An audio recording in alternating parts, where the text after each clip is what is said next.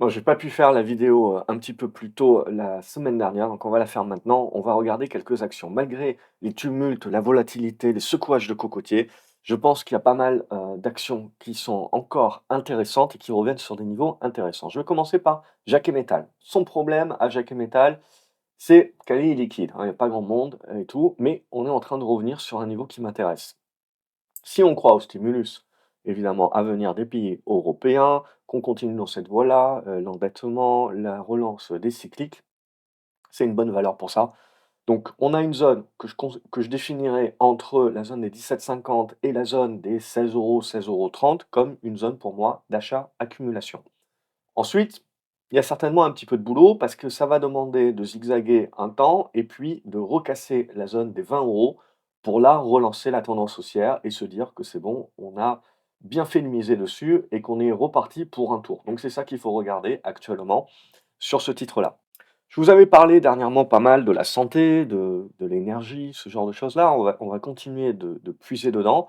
On va regarder du Sartorius Stedim. Sartorius Stedim, normalement, si les biotech vont, ils devraient quand même en profiter pour améliorer un petit peu leurs résultats. Ça tombe bien, ça fait quelques années qu'on est dans une congestion à l'intérieur d'un long triangle symétrique. Il peut encore durer, ça peut encore zigzaguer à l'intérieur, mais ce qui est intéressant, c'est que tant qu'on va être au-dessus des 175, je dirais, je pense qu'on a un biais positif qui peut se recréer pour essayer petit à petit, par étapes, de se remettre dans le haut de la figure, de briquer par le haut et de retrouver un retracement vers la zone des 300 à 350 € sur Sartorius Stedim. Vous avez dans la même idée ERF, qui pour moi est en train de revenir dans une zone intéressante, qui a été déjà testée vendredi, qui tient plutôt pas mal sur la zone des 55. On peut pousser le bouchon jusqu'à la zone des 50, mais je pense qu'il faudra payer. Si on est un investisseur de moyen long terme, je pars du principe que on aurait là, éventuellement, un point bas qui se construirait avant une reprise de la hausse. Alors ça peut se faire, cette reprise de la hausse peut se faire d'ores et déjà, bien entendu, mais c'est l'idée, voilà, qu'on est typiquement sur des titres qui sont en train de consolider et de retracer une partie de la hausse qu'ils ont eue au début ou au milieu de l'année 2025. Et ça, voilà, ça m'intéresse parce qu'on revient sur des niveaux intéressants. Si je saute du coq à l'âne, je vais chercher un petit peu d'énergie puisque, comme dirait un ami, un mégawatt est un mégawatt et à un moment donné, j'ai les bornes électriques, les trucs, les machins, on va continuer d'investir donc même si c'est pas Trumpien et compagnie, comme c'était le la même idée sur le solaire, je pense que c'est un secteur qu'il faut continuer de regarder. Donc Alfen, c'est toujours baissier, rien à dire. La baisse est contenue, on va dire ça comme ça. On a une oblique qui permet de dire si ça casse par le bas, on est out parce que là, le risque, ça sera de revenir chercher la zone des 8 et de continuer la tendance baissière. Mais voilà, pour l'instant, on a une petite congestion. Donc, est-ce que c'est le bon moment? Est-ce que c'est pas le bon moment? Bon, ma foi, ça peut mériter éventuellement une petite anticipation pour essayer de jouer un retournement. Dans tous les cas, pour un investisseur, c'est plutôt en mode wait and see. Et ce wait and see, c'est un débordement des 11 € à 12 € qui remettrait la valeur dans de meilleures dispositions pour commencer à parler retournement. Pour l'instant, nous n'y sommes pas. Le risque, c'est de péter les 9,50. L'avantage, c'est que ce risque est assez proche, donc on peut toujours faire une entrée avec un ratio gain-risque qui est intéressant. Ça ne fonctionne pas, on largue et on verra plus tard. Dans des vidéos précédentes, je vous avais parlé également de la chimie. On a Bayer notamment qui fait un bon gap haussier et donc qui valide petit à petit son retournement, hein. On voit le retournement donc en U ou en tasse avec anse, peu importe. L'idée, c'est qu'on a tout ce qui revient, si on revient à refermer le gap, sait-on jamais, je pense qu'il faudra payer pour continuer de payer tout ça. On a, des françaises évidemment, vous avez Solvay, qui également se met dans une configuration qui est intéressante. C'est-à-dire qu'on a eu une bonne réaction ici sur le point bas, début novembre. On se remet dans la congestion. Ici, on avait eu un faux départ et ce qui nous intéresse, voilà, c'est que, ben, on est toujours dans cette figure. Donc on a la congestion qui se met en place ici. On peut essayer de pousser, ça c'est le scénario idéal. C'est-à-dire d'abord je perds les obliques, après je vais chercher les horizontales avec les niveaux de gap et je valide mon retournement. Ce qui est sûr, c'est que là, on a validé le point bas. Donc en gros, cette zone des 24 €, c'est vraiment le d'un point de vue long terme, c'est vraiment d'un point de vue prix à payer. Après, on peut payer une configuration, mais cette zone des 24 €, c'est un prix à payer dans le point de vue long terme. Vous avez la copine qui s'était fait désolidariser justement de Solvay il y a quelque temps. C'est Syensqo, je ne sais pas si je le prononce bien, mais peu importe. Voilà, on continue d'avoir un petit zigzag, la congestion qui va bien. Là aussi, idéalement, si on commence à déborder la zone des 72-75, on a un retournement qui se met en place. Et alors, ce que j'aime bien regarder, c'est le mauvais élève, parce que quand le mauvais élève commence à aller un petit peu mieux, c'est que quand même le secteur dans son ensemble va mieux. Donc le mauvais élève, c'est Arkema. On est toujours en train d'évoluer dans cette tendance baissière avec cette oblique descendante. Donc on n'oublie pas que voilà, la tendance majeure, ça reste une tendance baissière. Donc bah, si on y va, les probabilités sont contre nous quand même, encore à ce stade-ci. Donc on n'a pas encore de congestion ou quoi que ce soit. Sinon, on fait que du rebond technique à ce stade-là, mais petit à petit, donc on est en train de valider que on a un SOG dans cette zone des 48-50 euros, éventuellement pour revenir chercher les 60 et après il faudra mûrir le retournement. Mais toujours est-il, voilà, on voit bien qu'on a, ce retour sur les chimistes, hein. Je vous avais parlé, outre-Atlantique, on avait parlé des Albert Marley et compagnie, où on voit que là, les tendances sont déjà bien prononcées. On est arrivé sur les niveaux de prise de profit, on a les pullbacks qui vont se faire éventuellement. Ça peut être plus ou moins volatile parce que c'est à la sauce américaine. Mais toujours est-il que voilà, les corrections qu'on pourrait avoir sur ce genre de titre, pour moi, sont des corrections qui, pousseront à accumuler. Si je vais chercher dans les engrais et compagnie, alors Albert Heijn est assez large, mais Nutrien également, on peut aller chercher où là, on voit aussi que un titre que j'avais proposé, fin d'année dernière, je pense. On a eu de la congestion, on a eu un bon niveau de rebond qui est venu chercher donc le niveau intermédiaire et là, on a la congestion. Donc ça peut zigzaguer encore un certain moment, donc tout ce qui revient dans la zone des 52-55 pour moi, c'est les niveaux qui sont intéressants aujourd'hui, qui remettent pas en cause la tendance qu'on avait déjà mise en place depuis le début de l'année et ce qu'on va jouer, outre éventuellement du zigzag qui peut durer, hein, encore quelques mois, c'est la sortie par le haut de la figure, la mise sous pression de la zone des 62-63 et la cassure. Et là, la validation du retournement des petits chimistes vers la zone des 70-80 $. Ici, la partie engrais, mais globalement, que ce soit engrais, agriculture et compagnie. C'est pareil, hein, si vous allez chercher sur l'agroalimentaire, on a quand même, on voit bien cet effet de diversification des portefeuilles où on sort un petit peu de la tech et on ne retourne pas sur la tech, mais on va diversifier sur le reste. Donc on sort pas des marchés, il n'y a pas de panique de marché, mais on est en train de jouer le retour sur les défensifs, les retournements. Sur une valeur comme Nestlé, par exemple, au moment même où on lui cassait, tous les articles sortaient en mode, voilà, ils sont fait défoncer et compagnie, c'est le moment où ils construisent le bottom. Donc là, vous avez la congestion qui est en train de se faire, le, le retournement qui est en train de se valider. Ah, c'est pas forcément des trucs qui vont repartir en tendance haussière, hein, en ligne droite. C'est des trucs, à mon avis, qui peuvent aller chercher, voilà, des zones des 90 à 93. Voilà, c'est du défensif, ça peut marcher quelques mois, permettre de surperformer le marché quelques mois, éventuellement dans sa volatilité, si jamais il met de la volatilité sur la tech.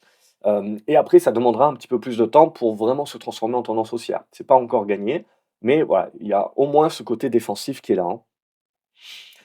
Si je passe en Méditerranée maintenant, j'ai la Saipem, je pense qui est dans une configuration assez intéressante de congestion, construction. Donc tout ce qui revient vers le haut de la figure, pour moi, ça se paye pour essayer de jouer le breakout. Si jamais vous avez une cassure par le bas, je pense pas que le scénario est mort, c'est juste qu'on va aller chercher la zone des 1,80. Hein, on a une zone 1,80, 1,90 avec des gaps, où je pense donc que la figure sera un petit peu plus large, en grosso modo, hein, si je tire un petit peu. Donc voilà, éventuellement, si on revient là-dessus, pour moi, c'est une zone de prix d'achat pour un long-termiste et après on essaiera de jouer le retournement. Donc l'idée, c'est de savoir est-ce que ça va y aller maintenant ou est-ce qu'on on joue à se faire peur sur une récession, un sous-cycle pas terrible pour les cycliques avant de les jouer à fond.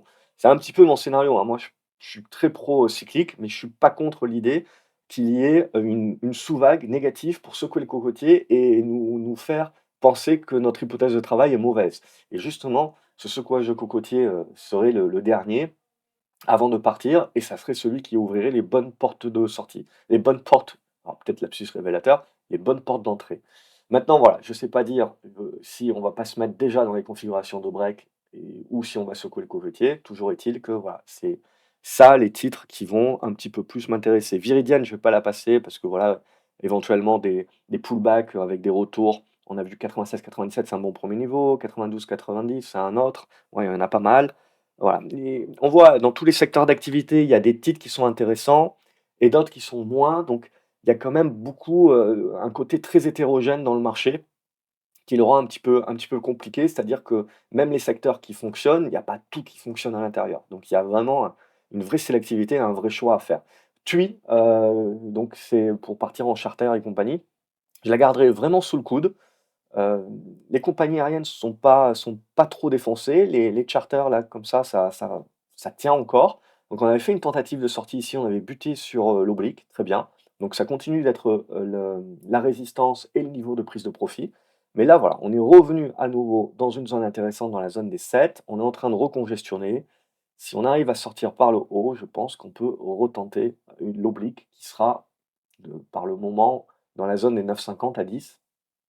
Donc il y a quelque chose à jouer. En tout cas, ouais, peut-être ça rapportera pas les 100 et les 1000, mais il y a un retournement à jouer. Il y a une invalidation qui est assez claire et puis si on retourne vers le bas de la figure et puis on se la garde quand même sous le coude parce qu'on restera encore dans la figure long terme. C'est juste qu'il y aura, un coup en bas. Donc c'est ça en fait. Sur le marché, j'aurais tendance à être toujours moi dans une volonté d'être acheteur avec quand même le risque d'avoir, un secouage de cocotier même sur les cycliques ou nous fait arriver sur des points bas sur lesquels il ne faudra pas avoir peur de rentrer, je pense, c'est ça. Tiens, il y a des petits titres aussi que je pense qui sont intéressants sur la bourse de Paris, certains sur le recyclage, je vous laisse regarder les business et compagnie, je passe pas de temps sur les fondamentaux, mais dans ma recherche de titres, voilà, il y a aussi une base macro, fonda et après on regarde un petit peu le graphique. Donc évidemment, c'est pas liquide, donc c'est toujours un petit peu dangereux parce qu'il suffit de quelques milliers de titres et ça se fait défoncer.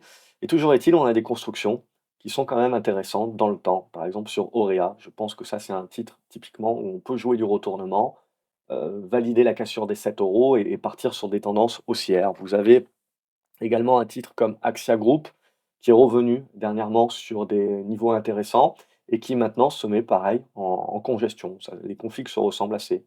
Donc on est en congestion, donc pourquoi pas le break. Vous avez un autre titre, petit également. On est toujours dans des A, hein, beaucoup de A, c'est Athènes.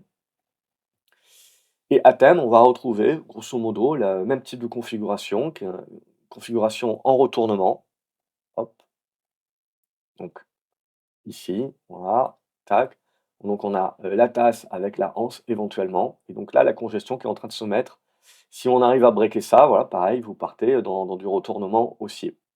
Après, ces trades qui peuvent être volatiles, donc ça peut toujours zigzaguer encore longtemps dans la figure, parce que la figure est assez large. Et voilà, tout ce qui revient vers le bas, pour moi, c'est des niveaux d'accu où on joue les retournements beaucoup plus long terme. Vous avez un autre titre maintenant qui est pas mal déjà revenu, qui est en train de faire une congestion, où on se dit que si on a la cassure par le haut, on peut jouer une jambe supplémentaire vers la zone des 14 €, je dirais 14-15 €. Ça serait éventuellement le prochain objectif.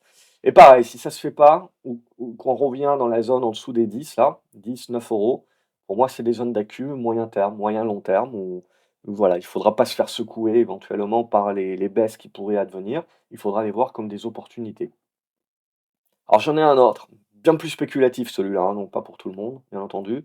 Alors voilà, il y a pas de congestion, le graphique est pas encore super, mature, mais je trouve que voilà, il commence à avoir des volumes, il y a une bonne congestion, ici pour faire du rebond spéculatif court terme et compagnie, revenir travailler la zone des 40 et des brouettes, congestionner dans cette zone et là, faire consensus et avoir tout le monde qui en parle. Donc voilà, ça pour moi, on est peut-être au début, d'un petit quelque chose là-dessus.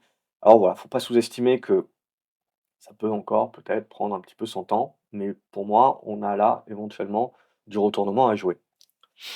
On revient un petit peu sur, pétrole, transport et compagnie, avec la CMB Tech, anciennement, Euronav, si je dis pas de bêtises. Donc avec une volonté de sortie, je pense qu'on peut viser les 9,50 €, voire, les ouais 9,50 €, 9,60 €.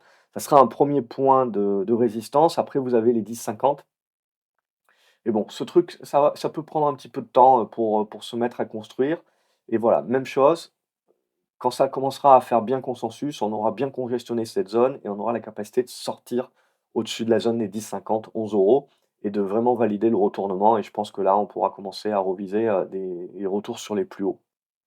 Voilà, bon, c'est un titre qui peut être intéressant. Il faut garder un petit bémol tant qu'on a la tête sous les 10,50 €, je serais tenté de dire. Avec, avec cette capacité où, comme on l'a vu sur d'autres valeurs, on n'est pas à l'abri d'avoir un secouage de cocotier, un dernier secouage de cocotier sur les cycliques, où donc du coup, bah, on sortirait par le bas. On irait peut-être chercher à nouveau la zone des 6-5 €, hein, si je pousse un petit peu le bouchon, trop loin, Maurice. 5,60, 6 €, je pense dans ces eaux-là et après, il faudrait payer et ça serait une zone long terme pour moi pour payer. Donc on est le cul entre, 2 chaises, hein. comme on dit. Donc pour moi, on est dans les bonnes dispositions pour jouer une volonté d'aller chercher 10 €, 10,50 €, 11 €. Et après, toute la question, ce sera de dire: «Est-ce qu'on s'en sert comme résistance et on se fait un secouage de cocotier sur les cycliques intermédiaires? Ou est-ce qu'on arrive à briquer et à relancer la tendance haussière d'ores et déjà?» Donc ça va se jouer là. En gros, il faudra pas penser que ça va remonter comme une balle en ligne droite. Il y aura peut-être une phase intermédiaire. Voilà, Stiff, alors c'était, l'action qui était à la mode il y a quelques mois. C'est monté en ligne droite, ça corrige en ligne droite, mais là, je pense qu'on y est, hein. On y est plein pot dans la zone qui doit être intéressante pour jouer au minimum du rebond pour un trader vers la zone des 60. Et puis pour, un investisseur, ça demandera peut-être un petit peu plus de temps. Mais voilà, si on veut maturer un retournement, il y aura une capacité de breaker l'oblique d'abord, congestionner, breaker l'horizontale et là, vous aurez votre retournement. Mais là, on est d'ores et déjà dans une zone, voilà, dans une première zone qui commence à être très intéressante pour essayer de jouer ce type de rebond-là. Alors voilà, on paye un prix, on ne paye pas, encore une configuration graphique. Carbio, ça aussi, ça sort des screeners, donc ça passe pas inaperçu. Beaucoup de personnes, qui les utilisent et on a la congestion ici qui est en train de se mettre en place, des bons volumes dernièrement. Donc voilà, l'idée c'est qu'on est quand même dans une zone d'accu et on va essayer d'aller jouer la zone des 13, je pense. Breaker la zone des 11, donc on peut toujours faire le pullback pour l'accu plus tard et je pense que derrière, il faudra essayer d'aller jouer la zone des 13-14 avant de prendre un 1er profit. Donc ça se regarde, la figure peut être encore longue, hein, donc ça peut toujours faire un échec, mais on est dans les dispositions pour, en tout cas. Niveau biotech, on a Genfit aussi. Alors elle se laisse désirer, mais on est toujours en congestion, on arrive à tenir pour l'instant. On a fait une tentative de sortie par le haut, on n'a pas encore réussi, donc faut réussir à valider. Maintenant, ça s'avance sous peu et tout ce qui va être derrière dans la zone des 4 €, ce sera une zone de congestion en mode tas-séance. Si on arrive à lâcher les chevaux au-dessus des 4,20, je pense que c'est un truc qui peut aller chercher les 5 € avec un premier TP et après plus si affinité. Mais voilà, ça aussi, ça se regarde, ça se met en congestion, c'est pas moche. Tidewater aussi, je regarde. Il y a une bonne congestion, c'est un petit peu volatile, hein, sauce américaine, mais petit à petit, voilà, on a la figure qui se construit. Donc c'est assez clair, hein, c'est-à-dire si on pète par les 47, 46, on aura ce secouage de cocotier sur les cycliques. Alors on aura peut-être peur de la récession, je sais pas quoi. Tant qu'on arrive à tenir, on continue la congestion et on essaye, voilà, d'avoir ce renouveau sur les cycliques et de jouer un cycle. Donc même chose qu'on s'est dit sur CMB, hein, grossièrement, c'est ça l'idée, hein. Vous pouvez avoir des boosts, puis ça peut congestionner, puis derrière, voilà, va falloir une poussée, mais va falloir avoir cette capacité de dépasser cette zone des 65 $ là, en l'occurrence, pour vraiment partir en mode retournement. Là, on est toujours à la merci éventuellement de juste avoir fait un rebond type retracement par rapport à la tendance baissière et de relancer la tendance baissière. Donc c'est encore le point pour moi où on est encore au milieu du gué dans le niveau pivot entre décider sur l'un ou 2 des scénarios. Toujours est-il que je resterai globalement positif en fait sur les cycliques, c'est juste que je me demande si on y va tout de suite en ligne droite ou si justement la plupart des gens le voient, on secoue le cocotier pour faire peur à tout le monde et faire douter tout le monde et c'est là où on aura l'opportunité. Même chose quand je regarde un peu le matériel médical, la pharma, la santé au sens général du terme. Voilà, on a du Zeiss et compagnie, donc on n'est pas à l'abri de continuer la tendance baissière, mais on voit à nourrir quelques bottoms. Donc on sent qu'il y a la diversification qui commence à jouer. C'est pas encore super mature, super mûr niveau congestion, mais on voit à payer les prix. Carl Zeiss à 40 balles, ça commence à intéresser. Donc pour moi, ça se garde sous le coude. Voire certains, voudront payer le prix. En termes de configuration graphique, il faudra encore un petit peu patienter. Mais voilà, on commence potentiellement à avoir des petits trucs qui peuvent être intéressants. Peut-être un dernier dip, faut pas les omettre. Mais c'est ça pour moi qui va plus m'intéresser sur du 2026. Alors c'est pas moins de risque encore, il faut patienter les constructions. Ça peut mettre encore plusieurs semaines, plusieurs mois. Mais petit à petit, on commence à avoir des ratios gain-risque qui deviennent intéressants plus sur ces titres-là. Sinon, il y a des titres qui sont plus pour les portefeuilles long terme et les bas de laine. Je pense à The Sonic. Donc là, ça bouge pas mal. C'est pas un truc qui est super liquide. Donc on voit qu'il y a quand même des mouvements assez erratiques de plus ou moins 10% sans pour autant donner une quelconque tendance. Donc le pivot, je le mettrai là, hein, sur la zone des 2,25, 2,30. Donc c'est vraiment cette zone-là dont il faut réussir à s'en franchir pour relancer une tendance haussière sur The Sonic. Je pense que c'est plutôt propre. Honnêtement, on voit qu'on a un bon socle sur la zone des 2 €. Fait partie des valeurs un petit peu à mettre en fond de portefeuille et potentiellement à oublier.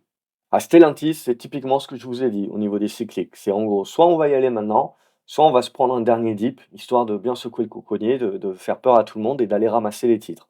Pour moi, Stellantis qui retourne sous les 7 euros, ça serait typiquement ça et je pense que ça serait plus une opportunité que le contraire.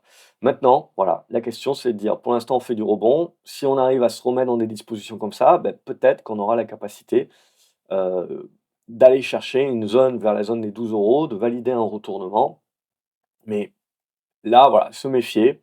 Si on se met pour une raison X ou Y à avoir peur, à nouveau sur le cycle, sur la récession, ce que vous voulez, on peut aller chercher en dessous des 7 euros une nouvelle fois avant de valider le scénario de retournement. Ouais, c'est juste ça, le point d'orgue un petit peu pour début 2026, c'est juste ça ma question. Ne pas oublier que si vraiment sur la tech ça se fait défoncer, pour une raison X ou Y, même sur le cycle, si le cycle économique est préservé, les valeurs cycliques peuvent se faire défoncer de concert. Pour l'instant, elles servent de diversification, de protection, de côté défensif, mais si vraiment les valeurs, tech se font défoncer, ça sera du collatéral et donc les mecs épongeront un petit peu les comptes en vendant même ce qui est pas dégueulasse ou ce qui est va mieux. Donc c'est aussi ça qu'il faut prendre en considération. Pas besoin d'avoir une récession ou une peur d'une récession pour se faire dégommer sur les cycliques, de la même manière. Donc voilà, c'est là où je suis dans un entre-deux. Donc je pars du principe que c'est quelque chose sur lequel j'ai envie, les cycliques, de jouer à moyen long terme, mais à court terme, il y a des signaux intéressants sur certaines valeurs, mais ne pas omettre que sur le moyen terme, on peut toujours avoir encore un dernier secouage de cocotier. Voilà pour cette vidéo. Évidemment, je ne peux pas regarder tous les titres. Il y a beaucoup de titres qui sont intéressants. Il y a beaucoup de titres qui sont devenus inintéressants et qui ont cassé pas mal de trucs. Donc, on voit le marché qui est vraiment en mode je me cherche et j'essaye de faire le tri des patates. Mais pour l'instant, c'est pas un marché qui jette le bébé avec l'eau du bain. Donc, on est dans quelque chose où c'est plus de la rediversification, de la réallocation. Ça, je trouve ça plutôt positif et plutôt sain. Donc ça, c'est plutôt bon. Il faudra voir à quelle sauce on va être mangé sur les tarifs douaniers, bien entendu. Il faudra voir à quelle sauce on va être mangé sur les baisses d'impôts que Trump promet depuis un petit moment, la fin de la guerre en Ukraine, la reconstruction éventuelle, durable, pas durable, patati patata. Beaucoup de questions, évidemment, et beaucoup de questions ouvertes. Donc 2026, pour moi, ça sera une année qui sera à peu près comme 2025, c'est-à-dire avec autant de probabilités de poursuivre un marché en bulle, avec justement des liquidités qui affluent, sur le marché, que de probabilité de se prendre un revers de la médaille, comme je dis, un secouage de cocotier, sur les valeurs-là en type correction, mais qui sera beaucoup de volatilité parce que du coup, ben, on rincera les mecs qui depuis 5 ans, ont beaucoup de théories mais n'ont pas trop la pratique et pensent que voilà, le marché peut monter et que, investir dans un indice, c'est avoir la sécurité d'investir dans un truc qui est moins volatile. Ça risque de pas être vrai très longtemps. Donc si c'est pas vrai, voilà, c'est là où ça peut pousser les émotions parce que le truc bête et méchant, c'est quand les mecs vont vendre leurs ETF, ben, en mode bête et méchant, l'ETF vendra les titres sur le marché. Et c'est là pour moi où les investisseurs actifs auraient, une grosse opportunité justement parce qu'on aurait des titres qui descendraient à des niveaux de valo, qui seraient très intéressants. Donc voilà, je suis encore partagé entre, on part vraiment en bulle et il y a l'ensemble du marché avec les cycliques qui prend le relais et on y va tout de suite, enfin, sous un mois, 2 mois, peu importe, ou on se joue à se faire peur. Les cycliques également en prennent pour leur grade, mais ça ouvre des opportunités moyen terme. Voilà, vous me direz ce que vous pensez de ce scénario-là éventuel, si vous en avez un autre dans les commentaires, si vous avez des titres également à proposer, voilà. C'est pas parce que je parle pas d'un titre qu'il est pas intéressant, c'est pas parce que je parle d'un titre qu'il est intéressant, des fois c'est juste pour des raisons pédagogiques ou je vois qu'il y a quelque chose à apprendre. Il y a plusieurs titres dont on a parlé déjà dans les précédentes vidéos, je ne reparle pas, bref, j'essaye de faire tourner un petit peu, c'est plus des vidéos un petit peu pour faire tourner les titres, voir plusieurs types de configurations, forger l'œil, que vraiment pour, à chaque fois faire des listes à la Prévert. Voilà, format, plus court, j'essaierai de faire un petit peu plus court, mais je pense qu'il y avait pas mal de titres à montrer après une semaine qui semble difficile. Je voulais vous montrer plusieurs configurations qui sont encore dans les clous et qui sont intéressantes. Je vous souhaite une bonne semaine, je vous retrouve dans les commentaires pour savoir ce que vous en pensez vous et on se retrouve pour une prochaine vidéo. Salut les graphes et je vous invite à revoir ou voir encore celle qui s'affiche à l'écran ici, parce que je pense que tout y est, pour les mois à venir.